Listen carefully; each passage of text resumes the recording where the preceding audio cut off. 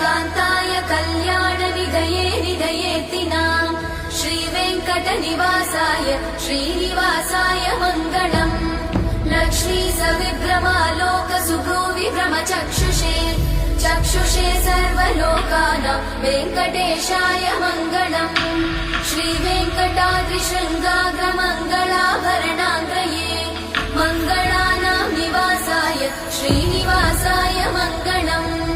सर्वावयव सौन्दर्य सम्पदा सर्वचेतसां सदा सम्मोहनायास्तु वेङ्कटेशाय मङ्गलम्